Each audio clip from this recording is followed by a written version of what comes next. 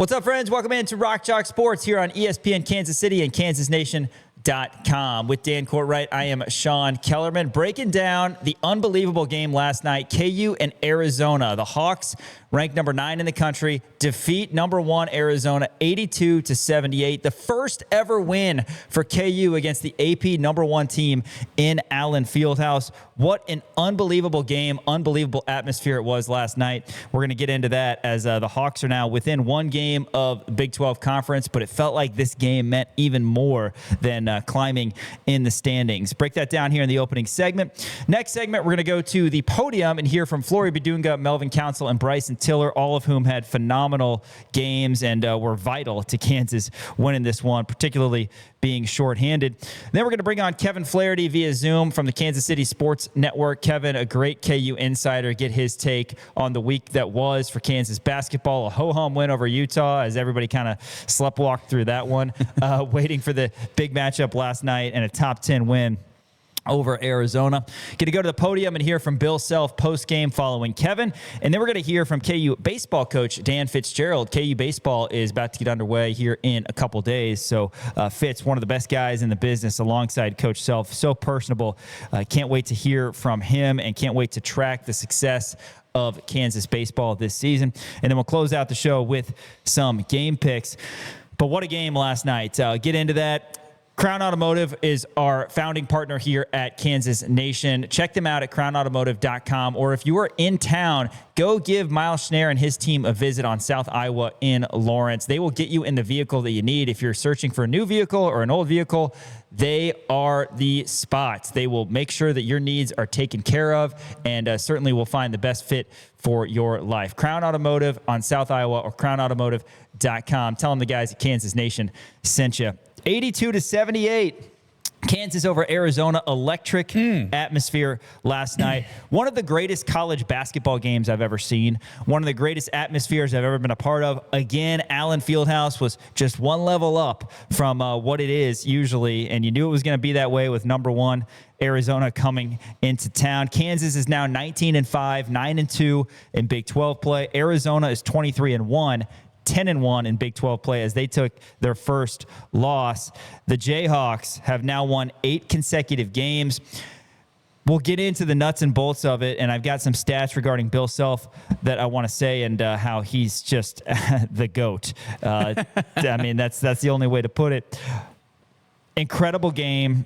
An atmosphere that's completely unmatched. The best place to watch a basketball game, the best place to watch a sporting event in all of the land is Allen Fieldhouse. It was a level up last night, and against some odds, with some adversity, Kansas, who in my opinion had guys pour absolutely everything they have into this, found a way to get stops down the stretch, made enough plays, made clutch free throws, did what they needed to, and they brought some history last night as Kansas knocks off AP number 1. 100%. This is the first time Kansas has ever beaten the AP number 1 team in Allen Fieldhouse. Prior to this, they were 0-5, and Bill Self has never beaten the top 10 or the top 1 team in the nation in Allen Fieldhouse. Never even faced the number 1 team in the nation in Allen Fieldhouse. Last time that happened was in 2003, before Bill Self was here. But an incredible win, wall-to-wall energy in that building. I think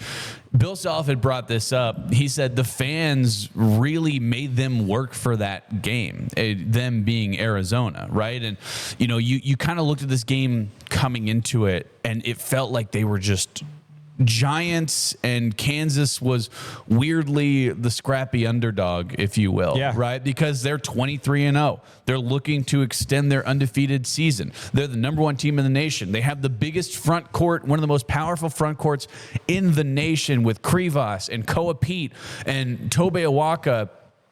And then Braden Burries is just unbelievable. He hit a couple of big-time shots in this game to keep Arizona in it. We're going to kind of break this down half by half. But coming into this game, it almost weirdly felt like a David and Goliath thing just because of how massive the stakes were, right? Just because they were undefeated, just because they were number 1. Kansas had never done it before in that building. And you have a bunch of stats to back up that Bill Self is the greatest college basketball coach of all time. And you'd mentioned this before, too. probably the greatest hire in Kansas basketball history, and talk about a lot of good hires. Oh, I my would God. say. I mean, you look at it, he's the greatest hire this university has ever seen in terms of the athletic department. That's not necessarily a hot take. He's been unbelievable. He's in the Hall of Fame. Some of those stats, now 40-0 on Big Monday. Bill Self is 15-0 at Allen Fieldhouse in top 10 matchups where Kansas is the lower-ranked team. KU's the lower-ranked team. He's not 14-1. He's not 11-4. No. He's 15-0. All 15 times a team ranked higher than Kansas has come to Allen Fieldhouse to take on the Jayhawks. They have left sad. You mentioned, and that's been the big story, is Kansas under Bill Self has never faced AP number 1. Well, sure enough, wouldn't you know it, Kansas is now 1-0, and it would have been wrong if this opportunity never provided itself to Bill Self, because of course he gets it done. Right. Of course number 1 comes in and Kansas wins, and of course they do it against a top-tier team laden with NBA talent in the midst of adversity, as Kansas' top NBA prospect did not play. Coach Self, 5-4 overall in his career against number 1 teams here at Kansas. Also, mentioned number 1's never come to town in Fog Allen under Bill Self. Well, number 2, they've come into town 5 times, and they've left sad all 5 times. Bill Self, so 6-0 now total against AP top 2 teams in Allen Fieldhouse. It never ends, and it keeps getting better with Coach Self. KU now this season is on an 8-game win streak, as I mentioned, and they've beaten number 1 and number 2. The win over number 2, 84-63 over Iowa State, that's what started this 8-game win streak, and the vibes have been up since, as Kansas has gone from 1-2 in conference to 9-2.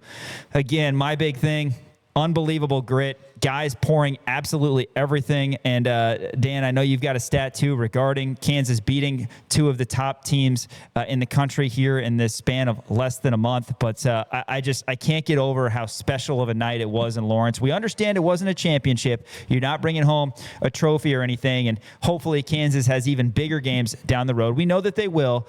And this is big in terms of Big 12 standings. It's big in terms of resume and all that as it relates to 25-26 Jayhawk basketball. But just a special night in general for the Kansas basketball program, and a reminder of how blessed, spoiled, all of that we are to follow KU and have Coach Self at the helm. And what a special group of guys this 25-26 Jayhawks team has. I love being a Kansas fan. Don't you?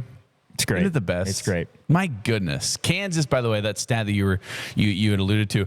Kansas this year, they are the only Division I team in the last 40 years to knock off 2 15-0 or better teams in the same season. They beat Iowa State, like you said, which kicked off this winning streak, and then they beat Arizona yesterday, who was 23-0. And like you said, the Iowa State game really kind of kicked things off. And you look at it, Melvin Council even brought it up in the postgame press conference again yesterday about the players-only meeting, right? They talked about the Vegas trip and how that kind of bonded them together and brought them closer together as a team. And then Melvin even brought up the players only meeting after the West Virginia loss, which now you're looking at that, you're thinking, man, that was the turning point, right? After that West Virginia loss, you felt terrible about it. All of a sudden, Iowa State comes in, you kick their teeth in, and Kansas goes on a roll after that. I know people say, Jay Billis even said this, that players only meetings don't work. That one worked. That one absolutely worked. That there's no question about it. Like that. What else could you look at? And I like the fact that you're bringing in all these stats regarding Bill Self. 40-0 on Big Monday, 15-0 in Allen Fieldhouse when he's the lower ranked seed or the lower ranked team.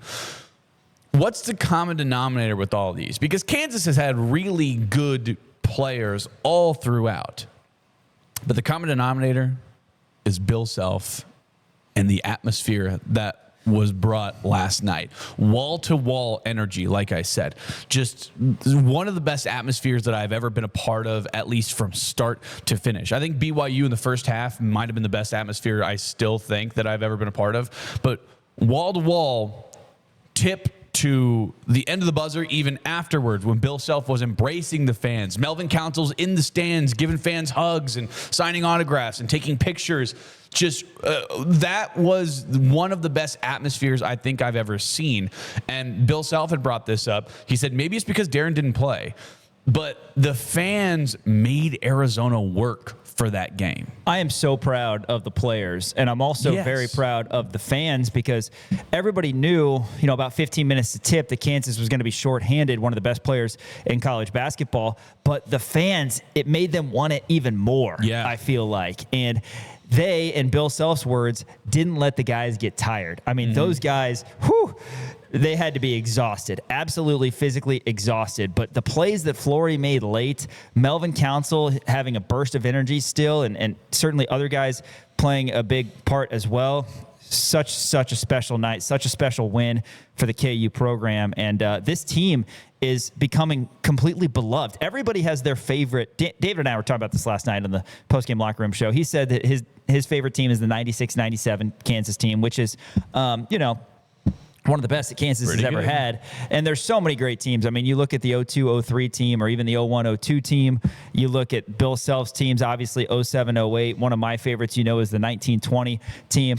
But, man, KU fans, when you look at the 25-26 Jayhawks, and we know there's a lot of basketball to be played, the 25-26 Jayhawks are going to be a top 5 favorite team for like every Kansas fan because of how they play. They play the Bill Self way. They're tough. They're gritty. They always think they're going to win. The last couple Jayhawks teams that lost a lot compared to what we're used to, they didn't have the confidence. They didn't, I think, necessarily go out and think that they were going to win every game. These dudes think they're going to win every game. You think that Trey White and Melvin Council expect to lose when they are about to watch Flory Bidunga tip the ball at Allen Field? No, they expect to win every game, and they've really come together.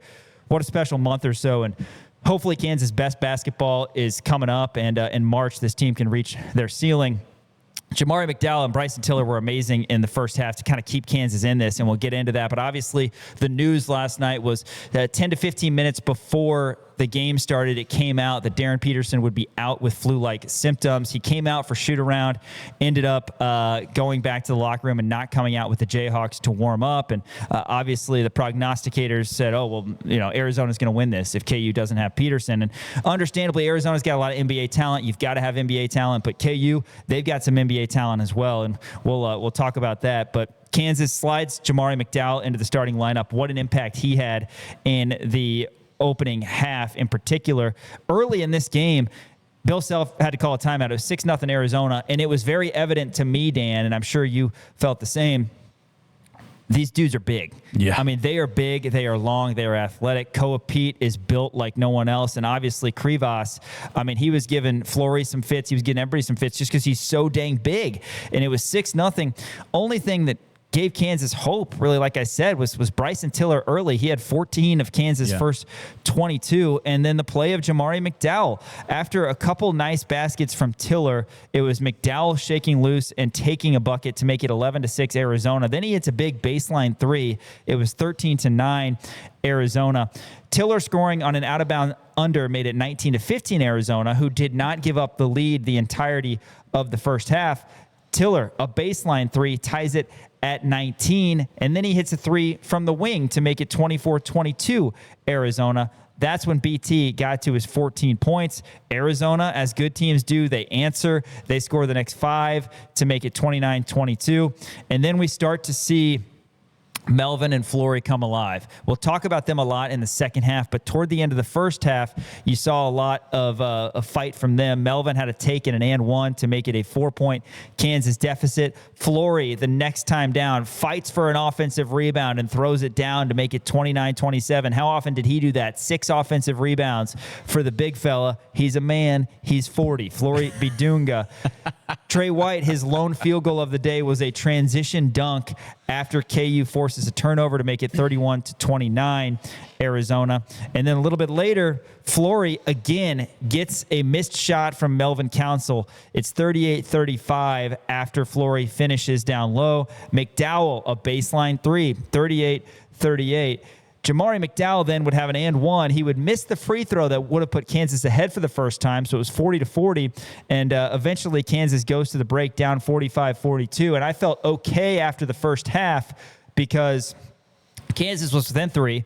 You didn't get anything from Trey White, really. You thought you were going to need something from him in terms of shooting threes, but you didn't really have that. it was Tiller and McDowell. McDowell, a huge reason that Kansas was in this thing at the break. In the first half alone, he had 10 points, tying a career high, 4 rebounds, 3 steals, and a block. And like I said, BT was huge. So kind of unsung heroes in the first half, making sure Kansas was not down more than 3. Yeah, I mean, you can't not be overstated how big Bryson and Jamari McDowell were in that first half because, like you said, you looked at the mismatch in the front court with Krivas, Koa Pete, Tobe Awaka, who didn't play a lot in this game, but just Krivas was giving Flory the business down low early. He finishes this game with 6 blocks, an unbelievable performance. The mismatch was insane, and it's hard to talk about a mismatch with Flory Bidunga. And that was something that we were concerned about maybe a month ago. Yeah. And even looking at this Arizona team, you're like, oh, well, how's Flory going to do against size? He's been doing better. Right. But as we'll get into in the second half, and I want you to continue regarding the first half, in a matchup where Kansas was going up against the best scoring paint team in the country, Flory Bidunga ends up being the best paint player in this one. It was a hot start for Krivas. KU held Pete down for the most part. Awaka didn't do much either. And boy, Flory established dominance and proved that, as we'll get into, that he's one of the best bigs in the country. Well, and you noticed, and we talked about this a little bit, but Arizona was pushing the pace of play just in terms of, having an answer after answer after answer for everything that Kansas had. But the important thing is that Kansas didn't give up, right?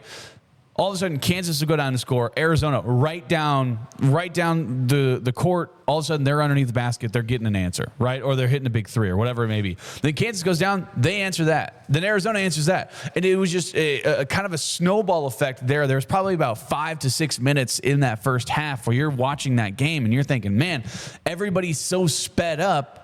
But whatever's happening is working. Like both teams are just consistently scoring each time down the court. Arizona in the first half, they wind up with 24 paint points. Kansas had 18 paint points, but it could have been a lot worse. And Krivas, like I said, he was really, really good in that open. He only had 8 points at the half. Braden Burries had 12 points. He was incredible in this game. We can get into that. 2 for 3 from the three-point line. In the first half alone, 5 for 7 from the field. Incredible player, Braden Burries, going to be an NBA caliber guy. But just looking at the front court, like we were talking about, that is where the mismatch was because they had 3 guys who are just absolute grown men. Bill Self used that word. They're grown men. How are you going to take care of a grown man team? And Flory Bidunga came up big in the second half. He had 7 points at halftime, but I still think what he did out there was really impressive. He had 2 blocks. 2 of them were big-time blocks down the stretch. Just an unbelievable effort by those guys. But in the first half, the heroes were Jamari McDowell with those 3 steals. He winds up with 4 steals in this game. But those 4 steals were absolutely massive. Those 10 points were absolutely massive. And then Bryson Tiller kept Kansas in this game early. BT is on the map, and I'm not talking just in terms of college basketball. I mean, he has got an NBA game, and he's so green still. It's going to be exciting to watch him. But, man, he has not struggled when the lights are bright. No. I mean, this guy has been answering the call. What a revelation he's been for Kansas this season. Second half, Kansas didn't start great. And again, I think Kansas was kind of overwhelmed by Arizona at the beginning of the first half. Second half, it just was ugly early. Arizona had a 7-0 run to go up 55-44 after a Burries and 1. That was their biggest lead at plus 11 for the Wildcats. And you're thinking this is not looking good. And again, we'll get into this, but if Kansas loses this game, you don't have Darren Peterson, and it's not an embarrassing loss by any stretch. You're losing the number 1 team in the country. But then from a scheduling standpoint, you're 8-3. Your next 2 games are on the road. That's still true. You're at Iowa State, at Oklahoma State. But there's a chance this could get really ugly, and your chances of winning the Big 12 are certainly not very good. But Kansas down 11, again, facing adversity with a short roster. They get it done. Melvin Council, a massive left wing 3, cuts the 11-point deficit down to 8, and then 4 free throws from Tiller and Melvin make it 55-51. All of a sudden, we've got a game again. Marco Jackson has a couple nice long 2s that are big. Melvin, a shimmy and shake, take and transition on a 2-on-2 break, makes it 62-58 Arizona. And then Flory, alley-oop from Melvin and one, makes the free throw. I told David watching this game, I said, if he makes this free throw, it's game on. And that officially was at 62-61. Krivas gets it off the glass to extend it to three, but then Flory, again, an offensive rebound, dunk, 64-63 with about 10.5 to go. And Dan, at this point, I said, this is the rare situation where in Allen Fieldhouse, in a close game, the pressure's not on Kansas. Yeah. How often is that the case? That's very true. Arizona, ranked number 1, undefeated. All of a sudden, Kansas had stayed in it long enough and finally strung together a few stops to where they were within 1 with 10.5 to go. And the pressure is squarely on the team that hadn't lost a game yet all season. And Flory was playing with his hair on fire. It just was incredible to see. And it kept getting good. But Flory's offensive rebounds and putbacks that ignite so much energy in the building were massive in this comeback. Yeah, Flory finishes this game with 6 offensive rebounds, and all of them were massive, right? He finishes this game with 10 rebounds total, 6 of them offensive rebounds. If you finish the game with more offensive rebounds than defensive rebounds, that's a good thing, right? You're getting those second chance opportunities, and he certainly made the most out of it. And we talked about pressure yesterday before this game, where if I'm an Arizona fan or an Arizona player and I'm coming into Allen Fieldhouse, the toughest place to be a visiting basketball team, and I'm 23-0, and I have to uphold this undefeated record that we have, the pressure is absolutely on. And I think that is where Kansas put their foot on the gas a little bit, and I think Arizona kind of got on the ropes. That was the first time that it was, okay, game pressure is actually on. Bidunga again gives Kansas their first lead at 65-64, and then the place just goes nuts. Melvin Council in transition makes it 67-64 Kansas at 8:42. It was an 11-2 Kansas run when Tommy Lloyd called a timeout. A couple free throws from Melvin made that run 13-2. Burries hits a three. That dude is somebody that NBA scouts are going to be all over. I'm sure he's going to be a first-round pick, maybe lottery. Flory, another offensive rebound, a tough putback, 71-67. And then, I mean, one of the plays of the game, in addition to Flory's posterizing dunk of Krivas, Elmarco Jackson with Kansas up 71-67, runs through a pass, gets a steal, and then later on the possession drives the lane, a sick bounce pass to BT, who dunks it to make it 73-67. And we had an under 4 media timeout after that. Zona would cut it to 2 at about 154. Bill Self calls the second to last of his timeouts. Kansas at that point was in a drought of almost 3 minutes, up by 2 with under 2 to go. But then Bidunga hits 2 huge free throws to go up 75-71.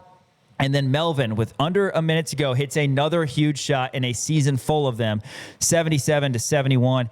Kansas goes up. It got shaky. Bradley of Arizona hits a long 2, and then Kansas, don't want to relive this, but we had a turnover on an out-of-bounds play going full court, and Burries hits a 3 to make it 77-76. All of a sudden, the lead's only 1. Arizona's good. Kansas didn't beat themselves often, but in this scenario, they did turn it over. But Melvin fouled with about 31 seconds to go, hits both free throws. And then Bidunga, how often have we talked about it defensively? He gets switched on Burries, who was the best player for Arizona in this game. NBA talent guard. Burries maybe got a step on him initially. Flory, doesn't matter. He blocks it away, essentially clinching it. Melvin hits 1 of 2 free throws. Kansas goes up 4. Krivas cuts it to 2 with 10 seconds. But then Trey White, who hadn't had a good game, with 5 seconds left, steps to the line and sinks them both. Just absolute dog mentality. 82-78. Kansas wins it. Bidunga was incredible on both ends, 23-10 and 3 blocks, plus his ability to switch 5, as we often talk about. And then Melvin Council, man. How about what we talked about yesterday on the show? I don't know when it was that I said that, 3 or 4 weeks ago. It's like no one's judged less at Kansas for, and I'm not talking about just this year, like in general, since I remember watching KU basketball, no one's judged less for having a bad field goal percentage than Melvin Council, because he's a winner and he gets it done. And if he misses a shot, no one cares, because he's going to make a play in the next 20 seconds to make up for it. And he just doesn't lose confidence. He's just a special player, and despite going 6 of 25 in this one, he hits 10 of 11 free throws, gets 23 points, 6 rebounds, 6 assists, only had 2 turnovers, being on the ball for basically all 40 minutes. He was massive in this one as well. Yeah, he played 39 minutes and 58 seconds. So he sat for 2 seconds of this game. Just an unbelievable effort by Melvin Council. And, you know, I want to talk about Melvin Council and Trey White. 2 guys who you look statistically probably didn't have their best games, right? Like you said, 6 for 25 for Melvin. You look at Trey White, he only finishes the game with 4 points, but 2 for 2 from the free throw line with 5 seconds left to seal the game. Do you think that matters to either one of those guys if they're shooting bad? Not at all. And how about the fact that Kansas didn't have Darren Peterson and Council and White go 7 of 31? Yeah, right. And you beat Arizona. Yeah, I mean, it's just unbelievable. But those 2 guys, the amount of leadership that they provide when they're out there on the court, it doesn't matter if they're putting up, 30 points or whether they're putting up 4 points. It doesn't matter. They're still going to be the same kind of player. Like I said, it doesn't matter to them whether or not they're shooting well. They don't let it affect them. They're still going to be an impact player and a leadership style player, and they both got that clutch gene in them. Down the stretch, Melvin Council was so good, with the step over in transition finish to put the Kansas up. Trey White to seal the game with those free throws at the very end of the game. You said this to me off air.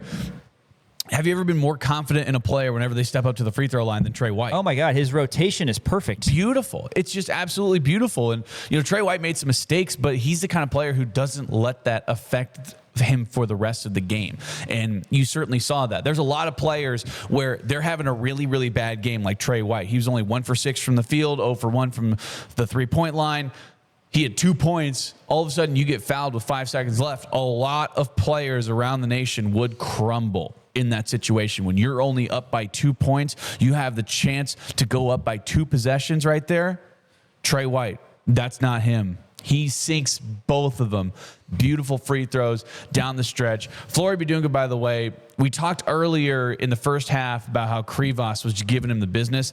After the lob poster and one, I think, is when it completely flipped for Flory Bidunga. All of a sudden, you saw his confidence gain a ton. You saw him going out there with a different kind of fire. You saw him being able to back him down and make those jump hooks over Krivas. And the size mismatch was so impressive with him. He's just such a massive human being, Krivas. But Flory Bidunga picked it up. Like I said, 7 points in the first half. He finishes his game with 23 and 10 rebounds. And again, at 73-71 in a 1-on-1 situation when Arizona's got a little bit of mojo on their side, he hits both free throws. Huge. I mean, Kansas has been a good free throw shooting team all year. When's the last time you felt that confident with a center going to the free throw line? Flory goes 7 of 9. Kansas goes 21 of 25, 84% from the line.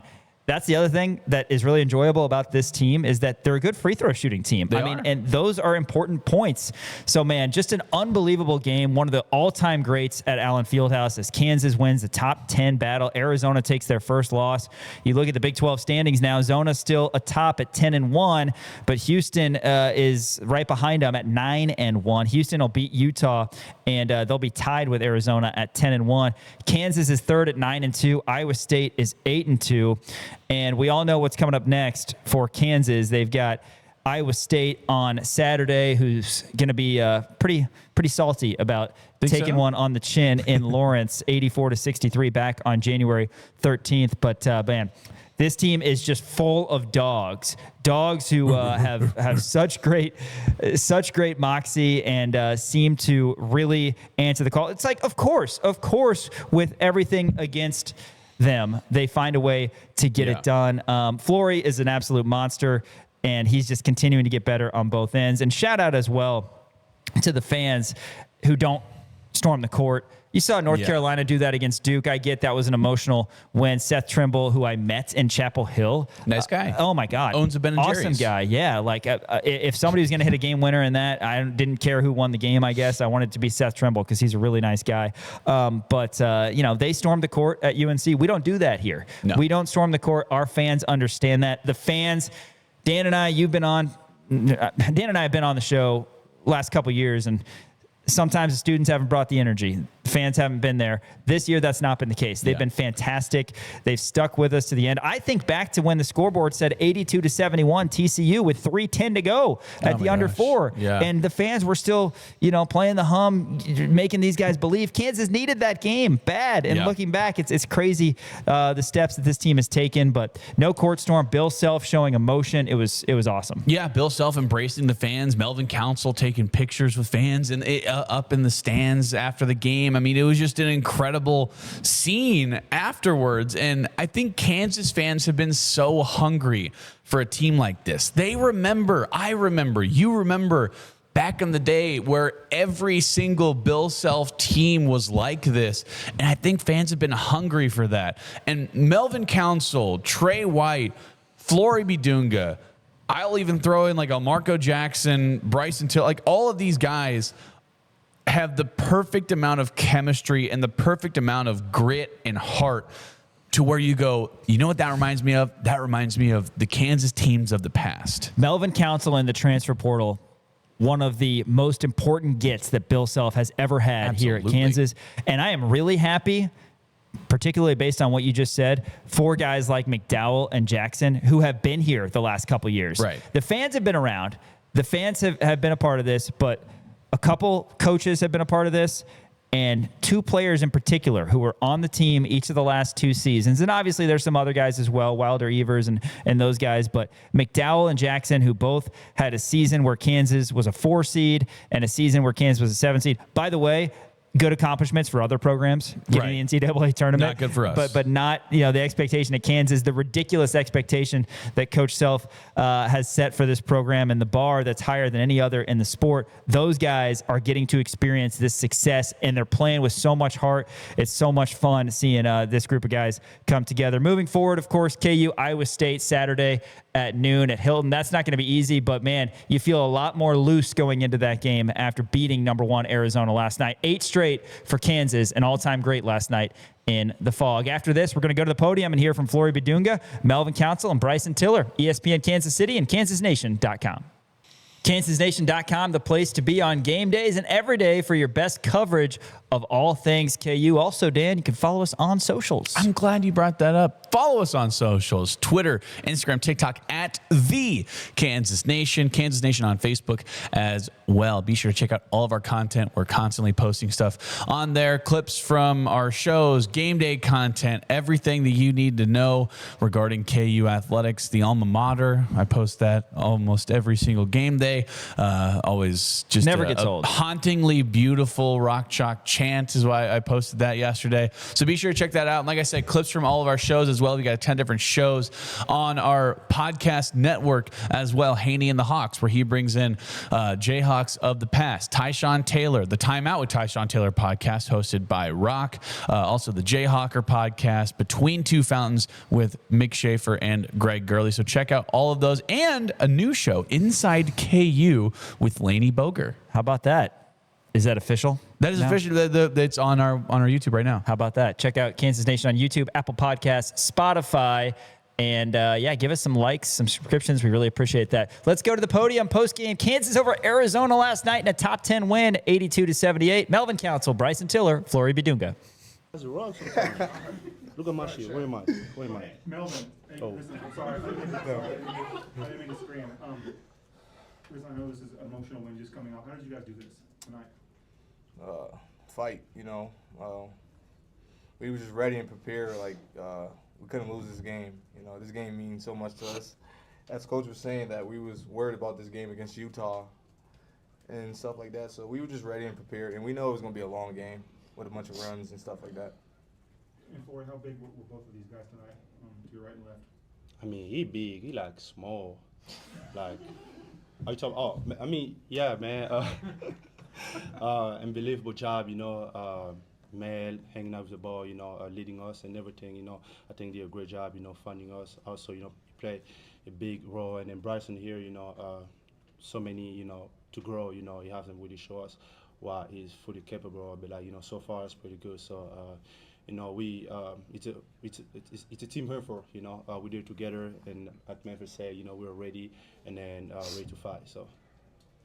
From Melvin and Flory, over here. When did you all know that Darren wasn't playing? How did you all regroup to get this big win without him? When we came back in, that's when we knew. But yeah, Matt told us, we thought without Darren, we still have a job to do. We still have to compete. We played some game without Darren. I think that make us stronger. And then even though it wasn't there, I mean, we wish he was there to the game. But unfortunately he wasn't. But still, we have a job to do, and it not pretty good. So. Did that give you a little more juice knowing that he wasn't playing with the atmosphere of the #1 team looking across from you? I mean, shout out to our senior section. It's the best in the country. I really felt the atmosphere. Really loud. But even so, we regroup ourselves. Hey, Darren's not playing. We still have to do what we need to do, and then just play. Even harder than ever. So.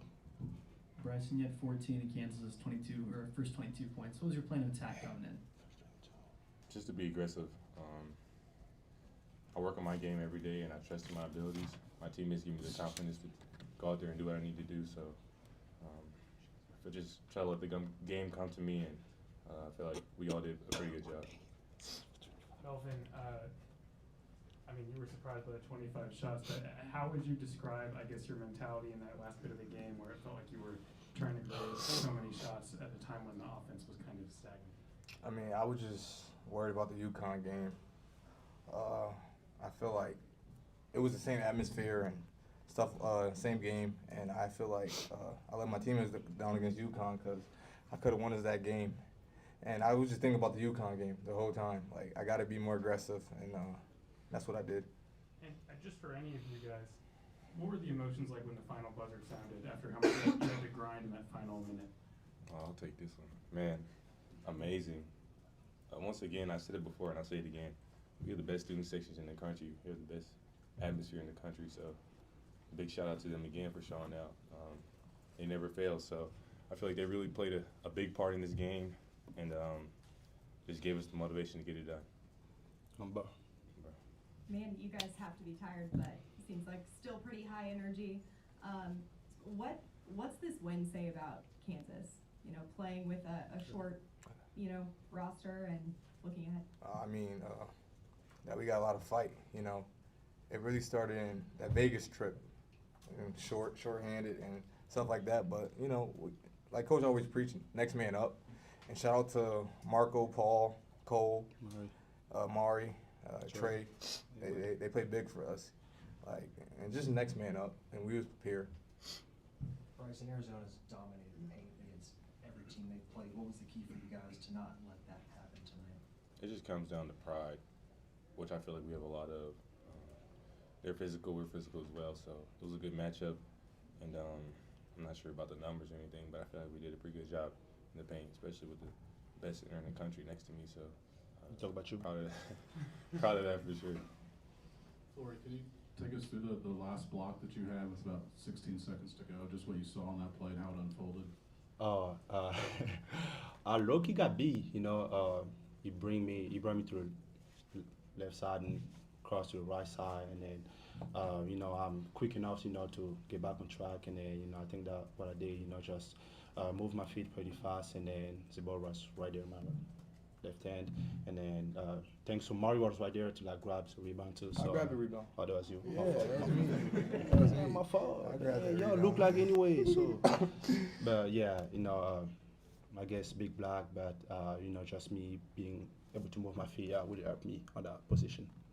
You get up quite a bit of size in that matchup. In the first half, were you kind of frustrated with just the way that was going in the first half there? Yeah, I would say so. Pretty physical. But great team. Give them credit. They're #1 for a reason. They have size, they're strong, and they got me beat. They got us beat on in the first half. I would say so. But we come up in the second half and then fight even harder. So. Well, Coach called that a grown man team. I'm sure you guys heard that once or twice. Was there any extra challenge to you or anything else about the physicality that you had to bring tonight that maybe was your best physicality game? We're expecting it. We watch a lot of tape about Arizona. We know how strong and physical they were. And then, I think the game plan was, to limit them, on the board, but you know, we grow, we learn, and then I think that's what he meant. Do you think that was your best physical game you played at college? So far, maybe. Yeah. And Bryson and Melvin, can you just talk about how watching him battle those guys all night, how physical he was? Oh, I see him battle Paul every day. Oh man, Like it was just like a Paul and Flory matchup, and you know, I see that every day, so I wasn't worried about Flo. I mean, I love playing with him. He's somebody gets beat, and he's always gonna have your back. So it's just great to play with somebody that you can rely on so much. So props to him for sure.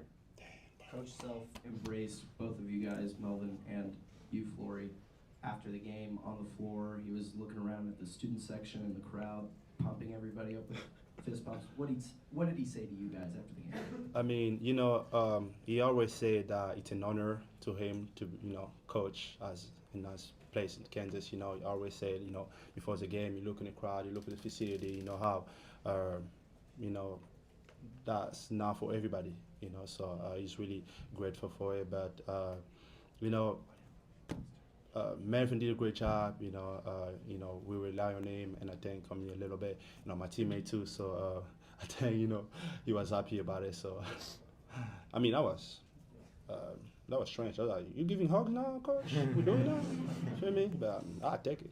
I'll take a free hug. Melvin, what do you think of Jamari right from the start? 10 points the first half, 4 rebounds, and replacing Darren. Oh, he was big. You know, I get on him a lot. Like when I give him the ball, just shoot it. You know, sometimes he'd be second guessing and stuff, and he didn't do that today, and I'm just proud of him. You guys have won a lot of games where you're shorthanded or, you know, not expected to win. When did you guys realize that you guys have the capability or the team to do this? Like Melvin said, you know, Vegas trip, you know, really got us together. Even, you know, DP wasn't there, but, you know, just like I think we really grow stronger during that tournament. In the players' meeting. But that one too. I forgot about it. Appreciate you. No. Bryson, Two more. Yeah, Bryson, late in the second half, you landed awkwardly after a dunk. Were you concerned at all that was something serious, or did you know pretty soon on that you were going to be all right? No, I didn't think it was anything serious. It was just cramps. I don't know. He was just tired, ladies and gentlemen. He was just tired. It was a little hot in there. Yeah, he was just tired. But you I know that. you took his shoe off, tried to tie it. It's okay. Get out of here. It's okay. Anyways, we were 15,000 stars tonight, so I mean, I just got up there and tried to slam it, and just cramped up a little bit, but I was good. Flo over here. First hug from Bill you've gotten? Actually, second one. When was the other one? What was? Oh wait. What? Was it Vegas? No, in the locker room. Yeah, it was Vegas. Yeah, Vegas. Iowa State too. Iowa State? I think. Oh so. yeah, Iowa State. So that's 3 hugs. Vegas, Iowa State, Arizona. Yeah, he giving hugs now. Oh no, we gotta cut him off. No more. At halftime, defensively, what was maybe discussed? Was there anything you guys changed? Yeah, you know, we figured them out first half. Second half, we know what they was going to play to the paint and stuff like that. We just had to be ready for it for second half, and you know, we made our comeback and we did good. All right, fellas, thank you so much. That's Jayhawk players at the podium post-game. Kansas over number 1 Arizona 82-78. After this, we're going to be joined by Kevin Flaherty from the Kansas City Sports Network, ESPN Kansas City, KansasNation.com. On Zoom now, we're going to be joined by Kevin Flaherty from the Kansas City Sports Network. First, got to tell you about our friends over at Game Day Men's Health Lawrence. Here in Lawrence, check him out. Mitch Bales is the franchise administrator over there. He and his team will help you out. If you are feeling maybe low on energy, feel like you might have low T, if you're struggling with ED, as 60% of men do at some point in their lives, they can help you out. Or maybe weight gain is a problem for you. You're having issues in general. They can help you at Game Day Men's Health Lawrence. Give them a visit. Your first visit is completely complimentary, and a 3-step process, quick blood draw, and your needs will be taken care of. So really happy to be partnering with Game Day Men's Health Lawrence. Tell them the guys at Kansas Nation sent you, and enjoy that complimentary first visit. All right, Kevin, thanks for coming on as you do every week. Really appreciate your insight. There was a basketball game last night at Allen Fieldhouse. It was Kansas against Arizona. Not sure if you caught it, but I was there, and I certainly enjoyed it. I think that it was an atmosphere that was second to none, and a game that I kid, of course, was a special one in Allen Fieldhouse, and hard to beat as Kansas knocks off number 1 Arizona.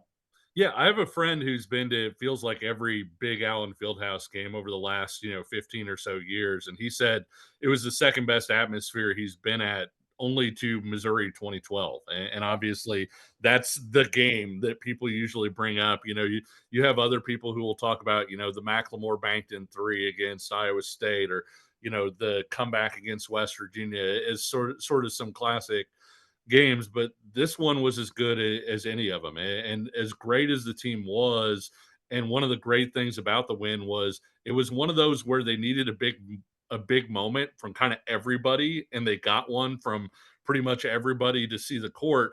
But the fans were part of that too, and that came through the television set. Even you could tell the crowd pops were something different last night, and they, along with that Kansas basketball team that was actually on the court, helped will the Jayhawks to a win last night.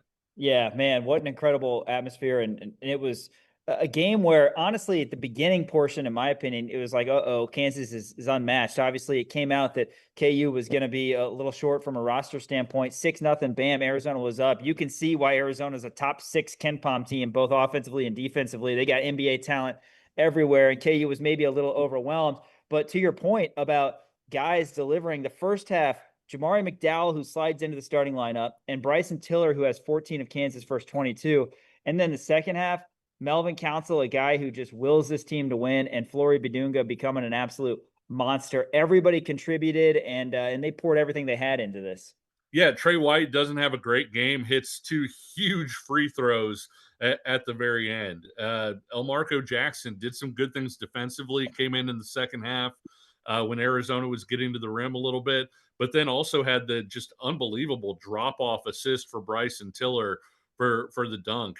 Paul Mbia has a block shot. It was just one of those games where when you're playing shorthanded, you need guys to step up. And I realize that's the most trite thing you could possibly say, but everybody stepped up when their number was called. It was different guys in the first half than it was in the second half. And even the players who didn't have quote unquote great games overall stepped up when their number was called and when they were needed. And Kansas needed all of that to overcome a very good Arizona team. Kevin Flaherty, KCSN, joins the show via Zoom. Kevin, wanted to talk to you just kind of about this team, because it's interesting looking at this team compared to, and we use the last 2 years kind of as a frame of reference, just because they're the more recent ones, and just because they're maybe a little bit of an exception in the Bill Self era when you're talking about classic Bill Self teams. But you look up and down this roster. Melvin Council, 6 for 25 from the field. Not a great shooting performance. Trey White, like you said, only 4 points in this game, but 2 of the biggest points in the game with 5 seconds left, sinking both free throws. To those 2 guys, it doesn't matter if they're having a good game or a bad game or whatever. They're still going to do whatever it takes to be able to win. You saw Flory Bidunga getting the business from Krivas early in this game. All of a sudden, he completely flips it around. Bryson Tiller on an uptick. Just talk about the growth that you've seen from this team alone, and kind of giving the fans what they've been so hungry for from these last 2 years. Yeah, guys, we were at signing day with Lance Leipold, and he was here recently, and he was talking about how quickly the transfer portal moved with the window and everything, and that's tough because when you bring in transfers, you're not just evaluating, hey, do they have the talent to succeed there? Can they fit? You're trying to find the personality part of it. Are they going to embrace the little things? Can they work? Can they take hard coaching? How do you figure all of that out in such a condensed window? And I think, quite frankly, Kansas probably failed at that a little bit the last couple classes. You got some guys who it wasn't that they lacked the ability, but they weren't guys who necessarily fit into what Bill Self has traditionally succeeded with from a mentality standpoint, from a competitiveness standpoint, from in being able to take hard coaching standpoint.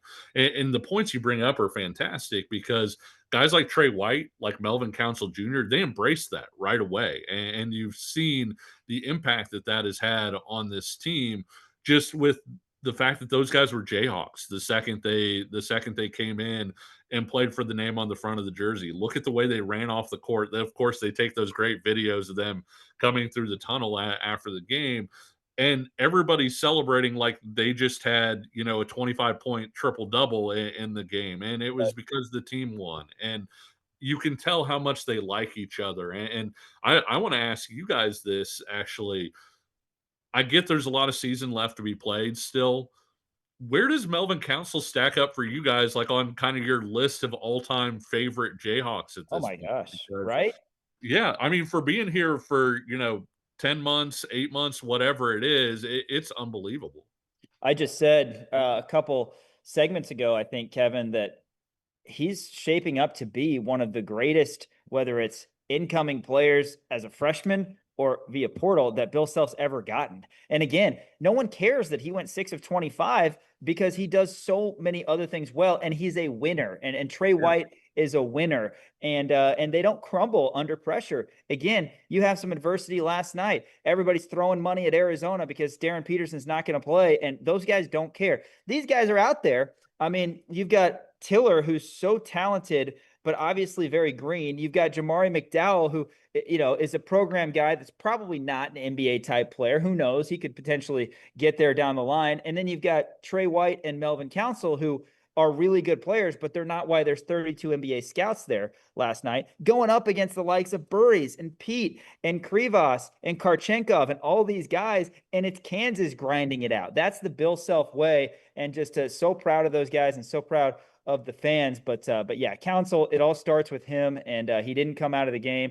So much to get into. But in a game, Kevin, where Arizona, who's the best paint scoring team in the country, has all those guys that I mentioned and has the ability to get to the cup, Flory Bidunga was the best big in that game. 6 offensive rebounds. He has become an absolute monster on both sides. He gets the block on the switch, of course, of Burries, who was the best player on the game Baited for him, I think. Arizona. Was sitting there on the hip. It looked an awful lot, Dan, I know you played football. It looked an awful lot like that corner who lets the quarterback feel like he's got the out route right before jumping it. Yeah, exactly. So on a switch, which we've been talking about, Flory said post game, he said he got beat by a step, but then he gets the block, and I mean, his uptick's been unbelievable. He is playing with so much confidence. He's hitting his free throws. I mean, what more can you ask from Flory? Well, yeah, and you guys talked about the growth of this team. Look at where he was against North Carolina, which is a team that I feel like is a similarly sized team in terms of what they bring in the front court.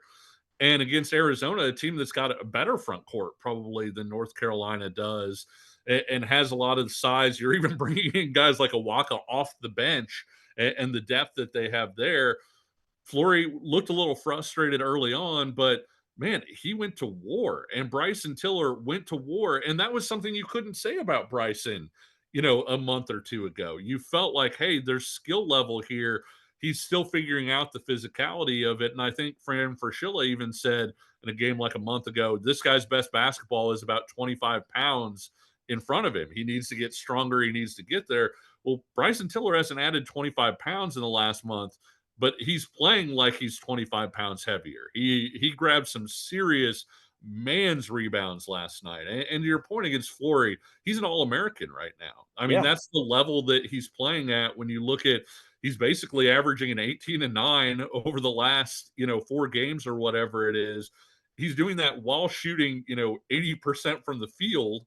And that's not even counting his best attribute. He's better on defense. And he's this defender that's one of the best defenders in the entire country because he can both protect the rim and he can switch on to somebody like Burries and still be able to carry out both assignments. And so Flory is playing at an unbelievably high level right now. And not to cast shade on anybody on this team, because I think we know that, Melvin's the heartbeat. Obviously Darren Peterson gives this team a level of ceiling. I'm not sure that Flory isn't the most important player to this team right now with the way that he's playing. Yeah, 100%. Right. Flory Bidunga was just absolutely incredible and had a size mismatch too. Krivas, like I said, was giving him the business early in the game, and then Flory really turned it on. Kevin, I want to talk to you about something that we don't often talk about, because whenever we have you on, we're always saying, oh, what'd you think about this guy's performance? What'd you think about, X, Y, and Z from this guy who performed? Sean gave a lot of stats in the opening segment about how Bill Self is 40-0 on Big Mondays, right? He's 15-0 against teams in Allen Fieldhouse when he is the lower ranking team. When you look up and down, Kansas has had incredible players, but what is the common denominator? It is Bill Self every single time. Just, I guess, in a world where we know how important Bill Self is to the University of Kansas, how important of a hire that was back in 05 or 04 or whenever that was, when he comes in, he's probably the best hire in maybe KU athletics history, but just give him his flowers, I guess. I feel like we don't do that enough when we talk about Bill Self. We don't give him his flowers enough. This was as much of a Bill Self win, if not more of a Bill Self win than it was a team win. Yeah, absolutely. I think when you look at the start of Bob Stoops' tenure at Oklahoma, before he lost a couple big games, he was actually known as Big Game Bob, and a big part of the reason that was cited for that was just the way he carried himself. Right, you're playing the number one team in the country, and you look over at this guy, and he doesn't have a bead of sweat on his head, and he looks like the most comfortable guy in the world, and that they're going to win. And I think Bill Self is a tremendous big game coach. And I think when you pair that with the highs that you get from Allen Fieldhouse, with the ability to generate points out of timeouts in a lot of cases and get really good looks when you absolutely have to generate points in that. This one didn't happen at Allen Fieldhouse, guys, but the 2018 Elite Eight game against Duke that they won in overtime felt like Bill Self was responsible for 20 points out of timeouts. Like it was unbelievable. And so I think all of those things kind of add up. You're going to defend, which gives you a chance to be consistent because not everybody's going to make shots all the time. But if you defend, that gives you a base level of you're going to show up every night to some extent. That helps. The ability to generate points in key moments helps. I think the mentality and the fact that the players can sense like we're okay, we're in good hands here with Bill Self. He's not worried about this. He's ready for this game. I think that helps, and so I think all of those things kind of add up to add this really potent cocktail that makes Bill Self just this unbelievable big game coach. And the stats are ridiculous because let's face it, he could be 30-10 and you would still be like, oh my God, this guy's an unbelievable coach on Big Monday in these huge games. And he's not. He's significantly better than that. The stats are what they are. And obviously, to get there, you also need a good bounce or two. But at the same time, I think a lot of those things are the things that have carried over from roster to roster, team to team. And that's a big part of the reason that they win a lot of those games. No doubt. And Bill Self, I mean, the confidence that he instills in his guys and the motivation techniques that he has in addition to the X's and O's. I mean, he's a special talent. We talk about that a lot. Bill Self, he in his own right is a special talent. As Kansas now has won 8 consecutive games, Kevin. It seems like a while ago that we were talking about 11-5, 1-2 Kansas team, and now this team is 19-5, 9-2, one back in the Big 12 race. And this tough stretch in February that we've talked about, it's just getting started. But at the same time, you've beaten BYU, Texas Tech, and Arizona. You've won all your games so far in this tough stretch. You got to go to Ames, you got to go to the McHale Center, and you get Houston at home. And there's some other games that you got to win as well. So still in the thick of it, but Kansas has been so impressive. And honestly, had you lost that game last night, nothing to scoff at number one Arizona, but then you have 2 road games coming up, and Oklahoma State I've had in the back of my mind because I know they can score a lot. But the road to Ho is tough for Kansas moving forward. What's it going to take to kind of continue this good energy, because these guys are playing a lot of minutes right now and a lot of emotional games? Yeah, absolutely. And that can be really draining. And that's why all these coaches talk about you don't want to be playing your best basketball in January and February, right? Is because it's easy to get worn down. And unfortunately, the last couple of years when Kansas has gone into March, I don't know about you guys, but I didn't hold out a whole lot of hope that they were going to go on deep runs the last couple of years. And so you felt like even though March Madness was just starting, your team probably wasn't going to accomplish that much. And I know we've talked about on this show, guys, we've thought so often this was going to be a bumpy ride. I feel like we were saying this back in the summer. Like, this is a team that's going to take a while to gel. They're going to take a while to come together. It's going to be rocky. It's going to take them a while. But when you get into March, theoretically, you should be a team that people feel really good about going into March Madness, that you could make a run. Guys, it hasn't been as bumpy as we thought it would be, probably. And they got good probably a lot faster than I thought they were going to. And to your point, it is easy to get worn down. I know heading into this 5-game stretch that they're about to complete with the game in Ames, I was thinking, man, if you go 3-2, that's about as great as you could ask, and that would be an extremely positive thing. Instead, they're 4-0 right now heading into that 5th game, and so you have to just keep grinding away. I thought Bill Self's comments about we aren't near our ceiling yet, were pretty telling, and I think they were also honest. And I know the elephant in the room is going to be Darren Peterson's status and all of those things. The best version of this team has Darren Peterson on it and playing well, and so getting to that ceiling involves not just everybody else, but it's Darren Peterson being on the court, them learning to play with him and be their absolute best. And so I think that's part of the way that you kind of avoid getting bogged down in this stretch is you just keep building to be better day by day by day. And it's boring. Nobody likes somebody to say it's the process or whatever, but the truth is we know why teams have success, and it's because they take the little things really seriously. They try to end the drill better than they were before they started. They try to be a little bit better today than they were yesterday. And I think that mentality and sort of reaching for, hey, we haven't hit what we can be yet. I think that's the mentality they have to carry in order to be playing their best basketball when it matters most. Yeah, and I like that you brought up, ceilings and how Kansas hasn't reached that yet. We talk a lot about ceilings on this show, and I think we asked you this maybe 2 weeks ago about kind of where you think Kansas' ceiling is right now. I want to say you said Elite Eight, Final Four, around there. I would assume, because it changed the answer for me, that this changes the ceiling to, well, you beat the number one team in the nation. They were undefeated, 23-0. They came into your house. You beat them without your best player. That's a national championship caliber team. Or do you share that same sentiment that the ceiling as of right now is national championship? Or do you still think that, hey, the ceiling is even higher than that at this point? The version of the team that played last night, and I'm not saying without Darren Peterson, I'm just saying the way that they played last night could win a national title. So if you're talking about ceilings, then yes, that is the ceiling. And what I mean by that is grabbing 17 offensive rebounds where you aren't just absolutely getting cold cocked on the glass, forcing Arizona into more turnovers than you committed. That's something that this team has not done well. They haven't turned people over defensively.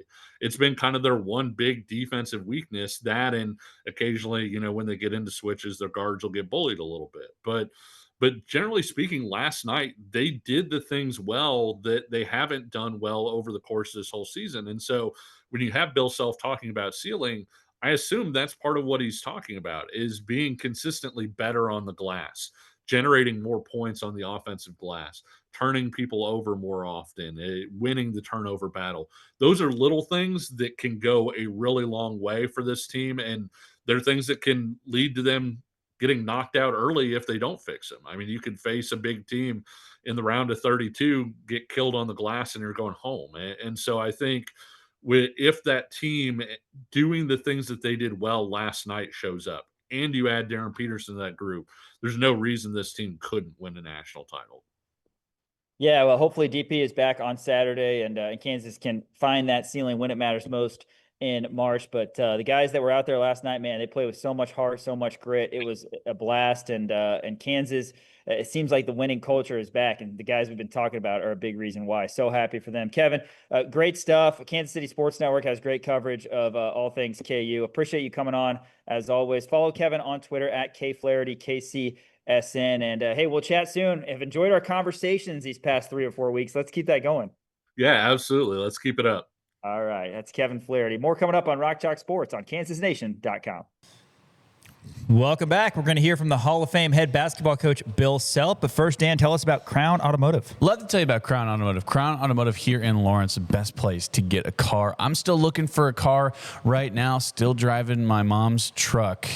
It's getting the job done, but I need something else. And I'm looking at it, funny enough, a Toyota or a Volkswagen, and that's what they have. They have new Toyotas and Volkswagens, great Tiguans, Taos models on the Volkswagen side of things, 4Runners, Camrys, whatever you need on the Toyota side of things. And if that's not your cup of tea, they have a lot of used cars as well to make sure to get you in the car that fits your lifestyle. So go check out crownautomotive.com. That's Crown Automotive here in Lawrence. Shout out to Miles Schneider, the founding partner of Kansas Nation. Really appreciate that partnership with Crown Automotive. All right, let's hear from the two-time national champion who had an additional year finishing as the AP number one. I like that you do that, by the way. Team Bill Self post-game, 82-78, an emotional win last night for KU. How about it? You talk about toughness all the time and grinding out wins and finding a way to get stops and make every possession count. So how tonight, considering the circumstances, how big a win is it? Oh, it's huge. It's huge. Guys were great. We were awful early and too sped up and maybe too excited and didn't play well. And then Mari and BT kind of kept us in it early, and then things kind of leveled out, and it was a pretty even game for the last 30 minutes and five at halftime or three, and then didn't play well at all start second half, and it went to 11. And then we just kept grinding, and the crowd was unbelievable. The crowd wouldn't let us get tired, and it was a fabulous night. We played a really good team, and we didn't play great, but they didn't play great either. And so that's kind of what you're talking about, I think. And did the flu hit Darren late? And how was he? And when did you know he wasn't? Well, we don't know if it's the flu. It's flu-like symptoms. At least that's what I've been told. So he didn't practice yesterday, but we were hoping he could play today, and. He came out for shoot around and wasn't able to go. So, but we didn't know until probably 7:30 that he probably wasn't going to be able to go. But we knew it was 50-50 yesterday that he may not be able to play. Bill, when you know you're going to be shorthanded against the number one team in the country, how did you get these guys ready to play in a matchup like this? Well, it was that 5-minute pregame talk that just did the deal. I think the guys were ready to play regardless. The one thing about Darren that's been positive is we have played without him, and we've actually been more aggressive individually a lot of times when he was not in the game. Now, we're not as good, but we're more aggressive individually, and I didn't think we were to start the game, but down the stretch, Melvin getting 25 shots, even though he didn't make them, but getting downhill like that, and Flory's aggressiveness, and Bryson, that was I don't know that we would have played that aggressively if he'd been in the game, because he's getting a lot of those touches and a lot of those shots. But I didn't have to do much to get them ready. They did that all on their own. You said after Saturday that this was grown men you were about to play. They are grown men. Sure, of course. Yeah. How did you feel Flory took that? I thought Flory did well, but their big guy is good. He's good, and we knew he was good, but I didn't know he's that good over both shoulders and this and that. He's really good, and Cole is terrific. And you bring in a guy that could have played yesterday in Santa Clara off the bench, as a defensive end. But we got dominated the first half inside, but the second half we didn't. It was a much closer game in the second half in the paint. Does that rank up there, Flory's individual effort, just from a pure physicality, toughness, just will yourself to make it happen? I think, I think it ranks up there. He's gotten so much better offensively. He's gotten better, but just the defensive presence, and whether it played a role or not. And he didn't get as many block shots as what he has some other games, but they knew he was around, and that makes a big difference.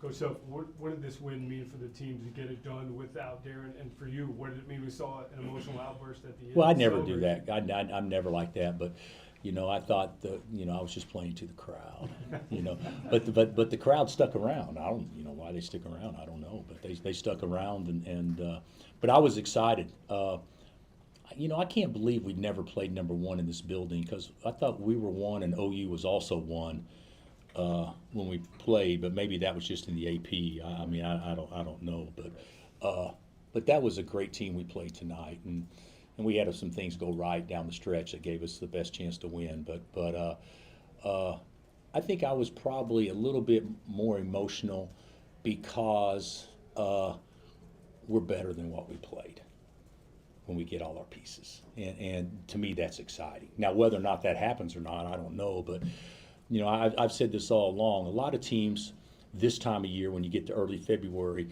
they know where their ceiling is, and the great teams are operating pretty close to their ceiling.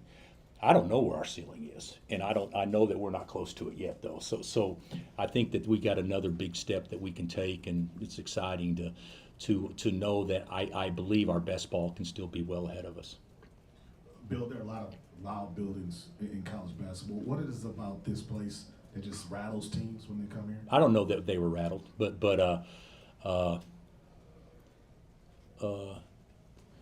we've the first half against BYU, I think, was the best I've ever heard this building in a first half. But it wasn't any good the second half because we didn't do anything to play well to keep people excited. I think today was and maybe it's because Darren didn't play. They would have been excited regardless, but they took ownership of making sure we didn't get tired. I mean, it's hard to get tired whenever, Melvin playing 40 and everything else. It's hard to get tired when that crowd's like that. And so there's a lot of great crowds out there, and everybody would think I'm biased by saying that we're the best, because I shouldn't say that because I don't know exactly what everybody else has. But I can guarantee you there's no place better than this place, though. Nobody can say they got a better joint than this one. Well, obviously, every play matters in that game. Is there any moment that you're just enjoying the moment, the energy of it? No. I actually thought we really guarded about the last 8 minutes. I thought we really guarded. Burry's obviously made a big three when we were up 4, and we jack around and don't get the ball in bounds. Wrong guy took it out. Only one guy can take it out, and Bryson makes a mental mistake and he takes it out. We're screwed after that. I don't know that there was any one play, but that last block that Flory had, I think, was probably as big a play as we've had. That was the second thing I wanted to ask you about that block in relation to the first half. It seemed like Arizona was going at him in the first half, put in the paint. Obviously, he's given up some size there, but just his adjustment in the second half to make that less effective. We trapped the post a little bit the second half, although we were supposed to do it the whole half, but they didn't throw it in as much in the second half. I thought we did a better job of guarding their big guys with perimeter defenders than we did the first half. There were too many gaps to throw it to the post directly, and they took advantage of us. And to be honest with you, I really didn't have an answer on how to stop that, because it would just look like to me it was men out there playing and we weren't able to match them physically.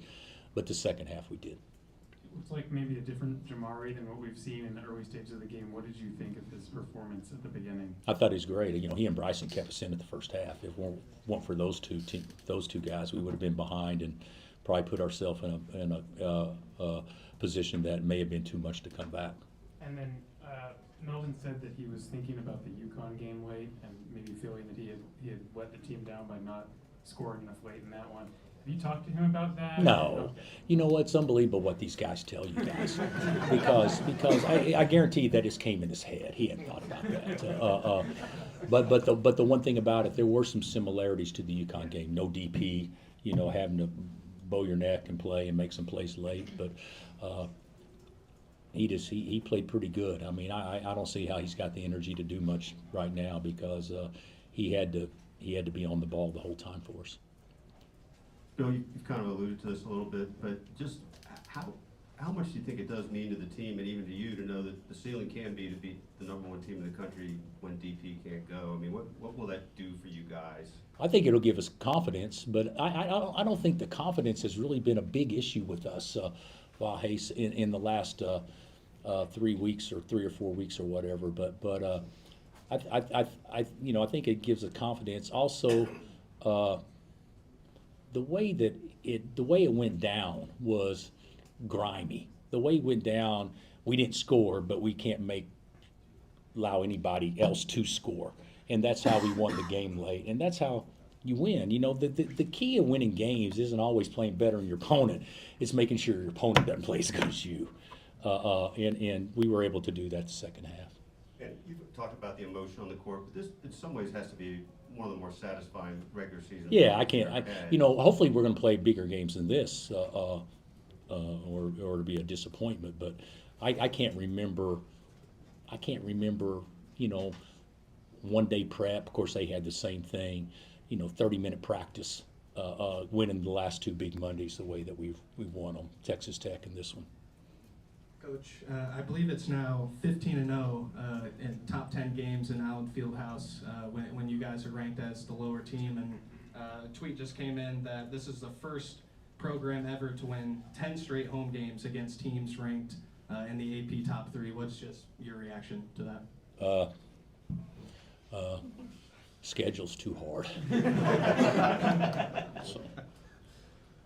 Bill, being able to kind of tinker, you know, at this time of year and still knowing that, like, it's not all there yet. How much are you enjoying? I mean, I don't know that I've seen you kind of get after it, celebration mode. Yeah, I probably hadn't done that, but I'm enjoying our guys. I you know, Flory's been great, and you know, Trey didn't have a good game today, but he's been great, and all the guys have been great. But Melvin Council, just, I mean, how can you have a bad day when you're around him?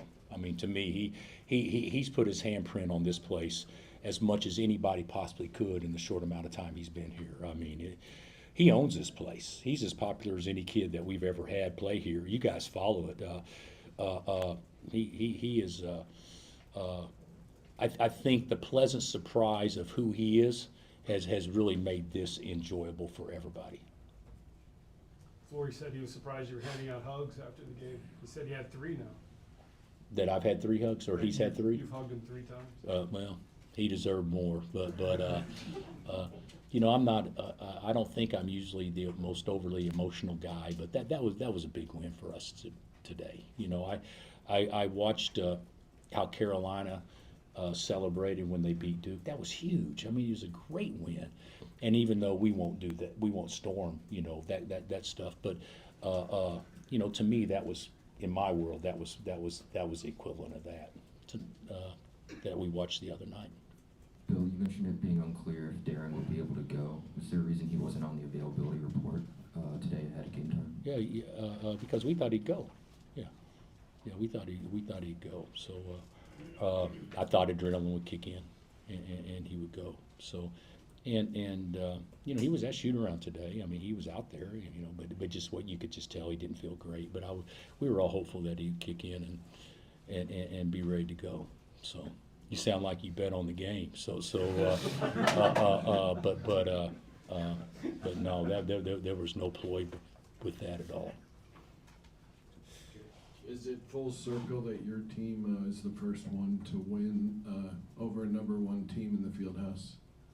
Is that a huge moment for you in the school? Well, no, it's a big deal for the moment, but it's not a big deal in the overall scheme of, guys, we're going to play in bigger games than this, just like Arizona's going to play in bigger games than this. So, but it was probably as big a game that college basketball has had, and I could be wrong. I would say to date. Would you agree with that, Myron? To date, probably be so obviously it felt a little different. When you get the word that Darren's not playing, do you go up to Jamari and instruct him more? No, I didn't. Guys, I walked into the locker room and went and addressed the team, and just found out when I came downstairs that he wasn't playing. So I mean, I went in the training room. He's in there trying, and I said, "Can you?" And he said, "Coach, I don't think I can." So, and to be honest with you, I would probably rather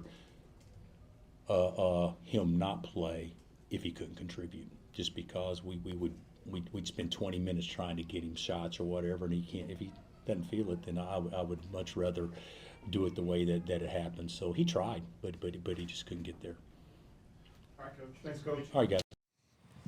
That's a Hall of Famer, Bill Self, post-game. Kansas over number 1 Arizona, 82-78, one of the great college basketball games of the year, to be quite frank. And Jayhawks came out on top, as they've done their last 8 contests. So, I hate to say it, but we've only got 3 more games at Allen Fieldhouse this season. Oh, right? You're breaking my heart. I had the knife out. I don't want it to end. Oh, man. Neither does Melvin Council, and nobody wants Melvin Council to be done playing ball at KU. Let's keep this thing going for a couple months here with the Jayhawks. They were ranked, as you recall, preseason number 19 in the country. I do. And we really liked John the pieces. Rothstein had him at 32. Of course. We really liked the pieces, and we said, we think they're kind of low. Yeah.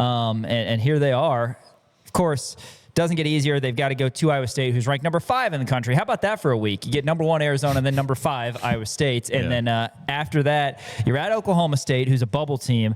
Then you get Cincinnati at home. And then the next week, you got Houston, who's ranked number 3 in the country, and Arizona, who's ranked number 1 in the country. Yeah. So not an easy schedule for Kansas. But the fact that they beat BYU, Texas Tech, and Arizona already, they are up to the 2 line in many bracketologies. And even if you lose to Iowa State on Saturday, which we're not condoning by any stretch, you're still going to be ranked in the top 10 because of that win last night. But if the Hawks are able to go to Ames and win at Iowa State, then you're really going to start counting wins and losses and trying to win the Big 12. Of course, you're only a game back right now, but we'll see what happens on Saturday. Iowa State's got TCU for their midweek game. That'll likely be a Cyclones victory, but we're in the conversation, and as we always say, we have an opportunity to have an opportunity. That's right. That's where the Jayhawks are Well said. right now. All of a sudden, 9-2, and making some noise in the college basketball landscape. Making noise. Dan Fitzgerald, he's done that since coming to Mount Oriad to coach Kansas baseball. We're going to hear from him next segment on Rock Chalk Sports, KansasNation.com.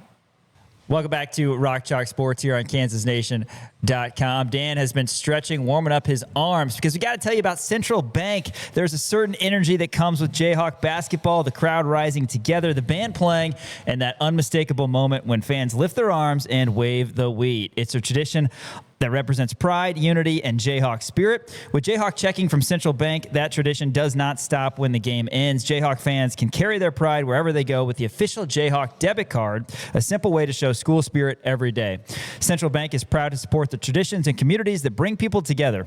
And as the proud community banking partner of the University of Kansas, Central Bank is committed to serving Jayhawk fans with banking options designed for real life, on campus, at work, and everywhere in between.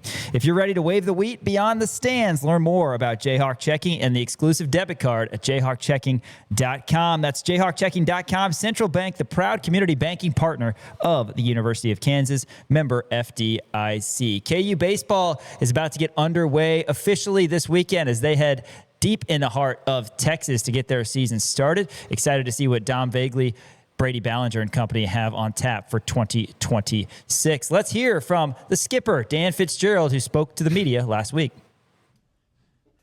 Thanks, BP. Thanks for being here. Feels like yesterday that we were wrapping up our season. This offseason went really fast, really busy, and put together what we think is a really nice roster. Really like the new pieces and really like the ones that have returned. So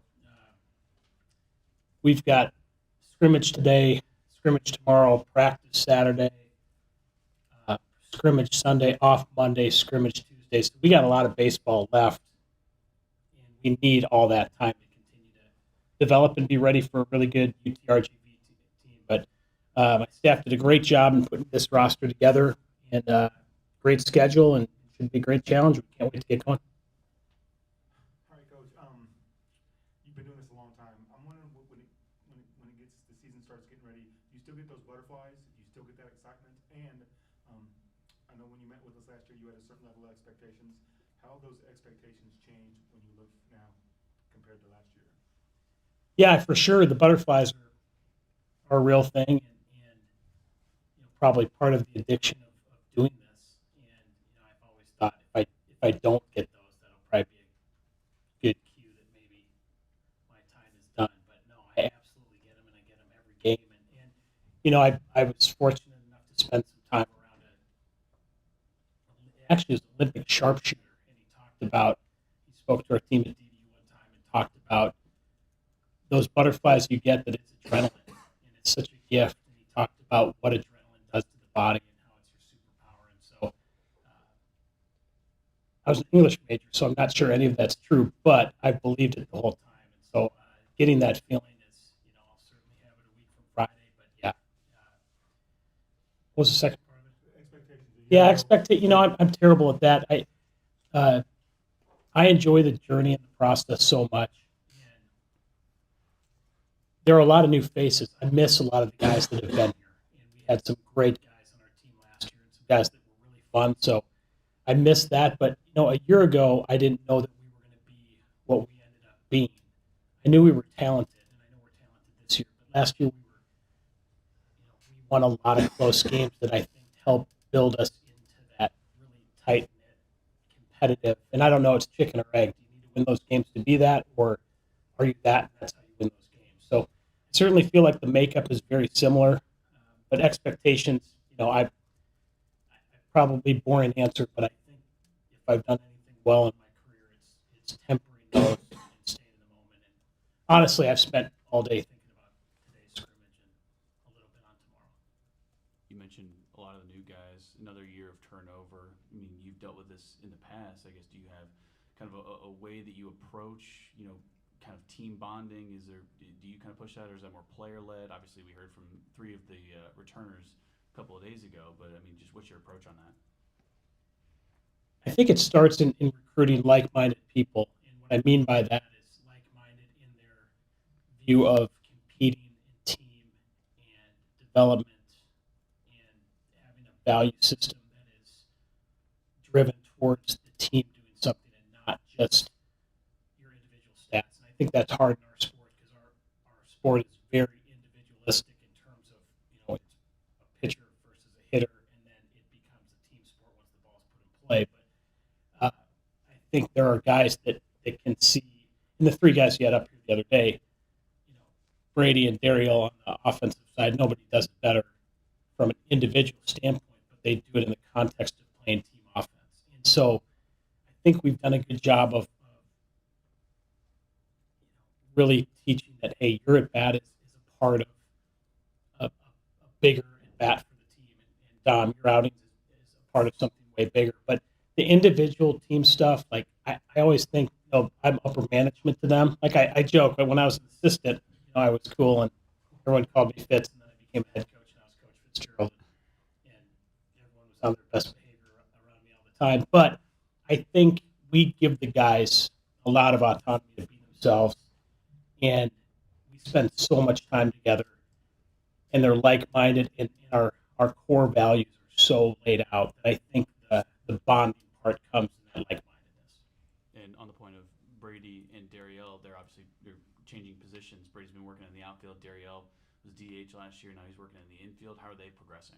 They've been awesome. Brady played outfield in high school. And Brady's a good runner. He kind of lumbers around.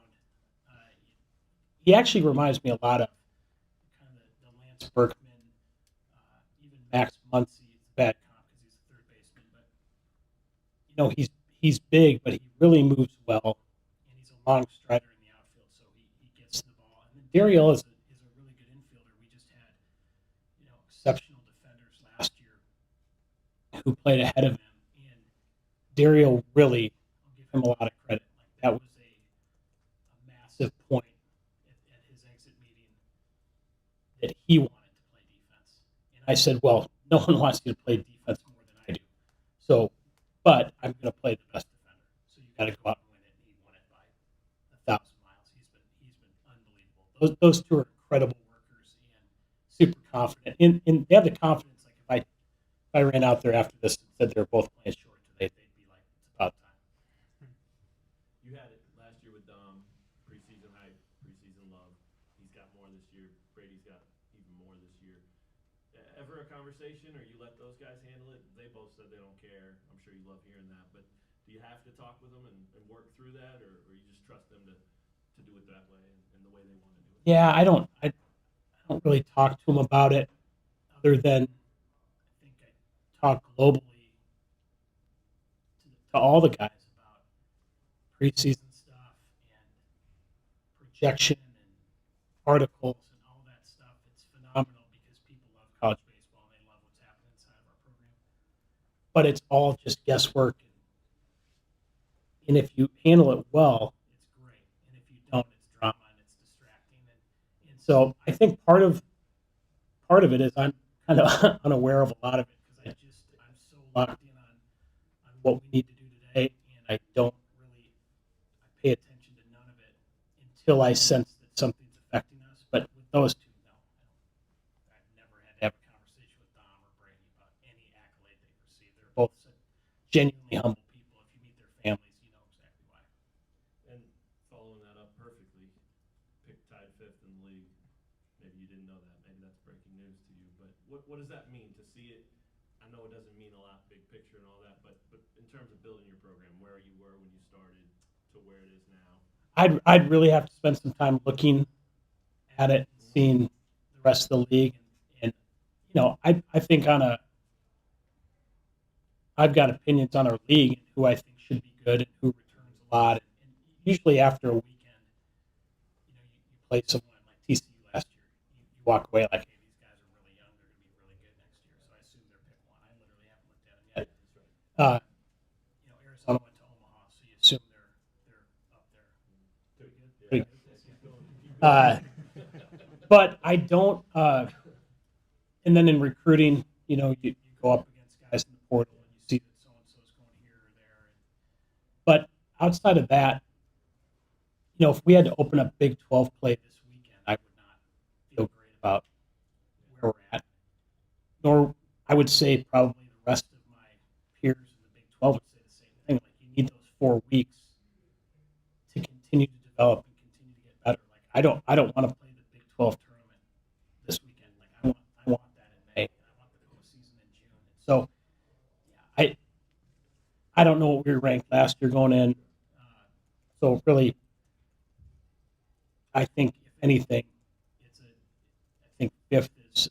I know we weren't fifth last year. I think we were lower than that. So I think if anything, it's a sign that maybe caught some people's attention last year and maybe moving in the right direction.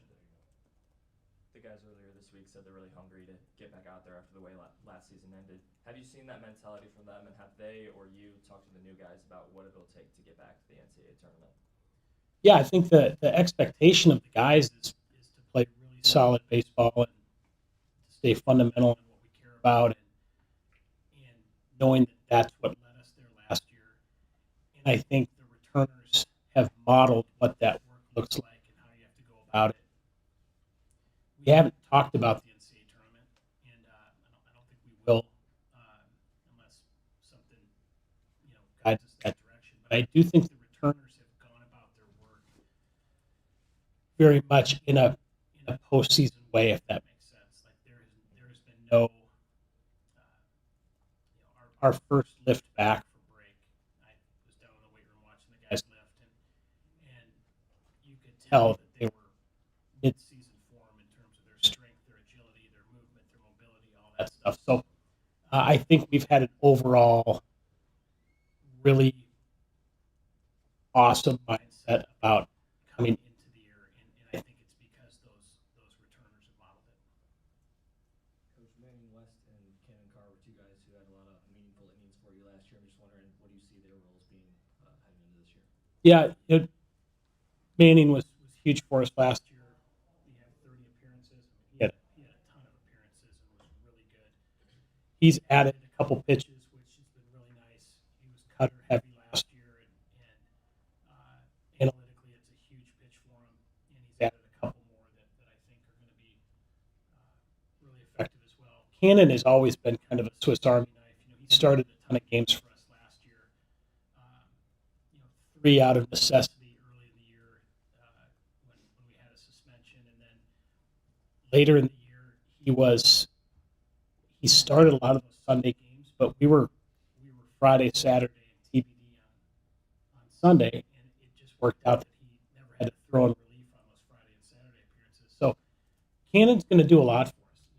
I think he can certainly start. He can throw in long relief, and to get 3 outs, you really trust him. So, I think every pitcher wants to hear, hey, you get the ball on Friday, you get it on Saturday, you get it on Sunday. But I think sometimes guys don't understand that you have to have one of your top 3 pitchers in the bullpen, and you have to have 2 of your top 5 in the bullpen. And you cannot win games without having guys that you can hand it to, because most of the time when you hand them the ball, you either have a lead that you're protecting or you're in trouble, and you need a guy that can go in and throw strikes. So I think those two, because they've done it and they've got the experience and the confidence and the poise, they'll pitch in a lot of roles for us. And then going back to Brady, if you think back to like I guess the first time you saw him play, is there an area where you think he's gotten a lot better in, or what do you see? Brady has gotten a lot better defensively, and he's gotten more athletic. He's always been really strong, and he's always had an exceptional hit tool. Brady had a really funky setup coming in out of junior college. His hands were way in front of his body and very untraditional, and he's still got some uniqueness to the setup. But he has such a great mind. If I could have my boys grow up to be like anyone mentally on our team in terms of how they handle success and failure, it'd be Brady. Like, he's the same guy every day. Always fun, always in a good mood, always a great teammate. And so I think his development has been more physical, strength, movement, and he's just blessed with such a great hit tool that's played out since day one. You've spoken highly of Jordan Bach on a couple occasions, and obviously he can contribute in different spots. What kind of impact do you foresee him making?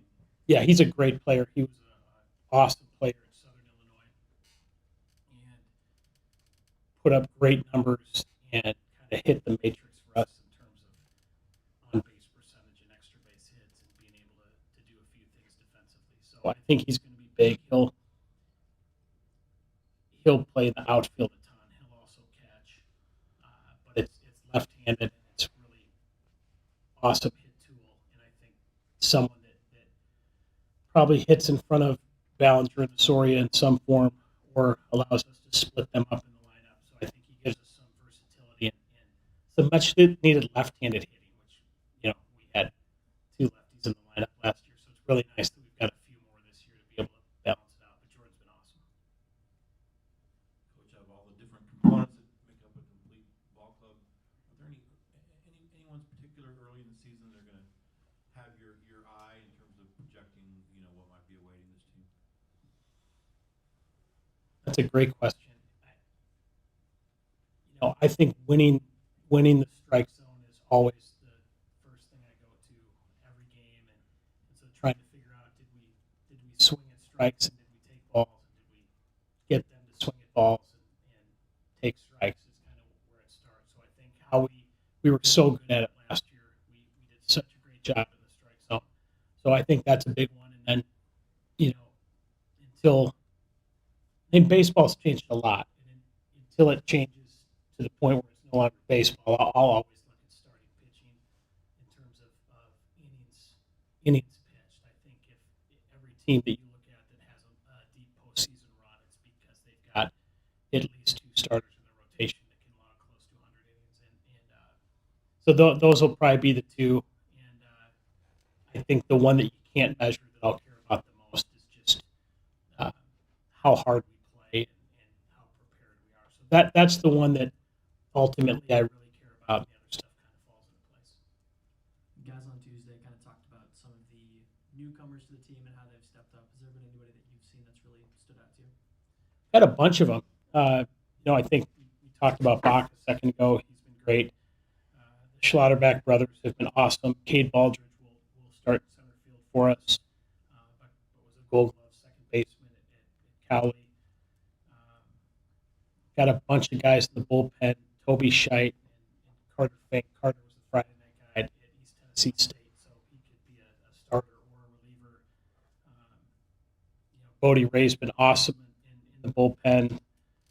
And kind of fun, three freshmen, two freshman arms that we really like that I think are super projectable, and Madden Seidel and Sawyer Cooney. And then of course once you get going, you'll start missing guys. But yeah, I like all of the new guys. I think they've meshed in really well, and they're not new to us because we've been with them every single day. Like, they're actually the furthest thing from new to us because we were with them more than anyone in the world. But yeah, I really like them. And then you guys kind of ran into the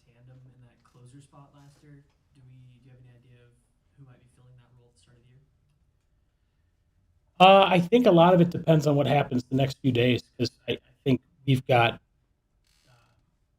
confidence saying Dom will pitch on Friday night, and then after that, this is the most competition we've ever had for this Saturday and potentially Sunday spot. And I think whatever happens with that will dictate then who gets the last 3 outs. And I think last year, it was Breckheimer late, but we also used Breckheimer when we needed to, like when we were in trouble. So, sometimes it looks like the guy that gets the save in the ninth gets the save, but in reality, it's the guy you brought in the seventh who pitched out of the jam against the meat of the order. So I think we got a bunch of guys, and I'm really excited. A week from today, I should have a really good answer for you on that. Outside of Brady and Dom, who are certainly going to get some MLB attention this year, are there other guys that you think scouts are going to be following over the course of the spring if they keep playing how they should be playing? I think the scouts really like Dario. He's proven to be able to defend in the middle. He's running great. His hit tool is super high. Tyson LeBlanc will play short for us. I think he's really twitchy and athletic. And I think any scout that shows up at a baseball field watches the shortstop for a good chunk of the game. So I think he'll get a lot of people's attention.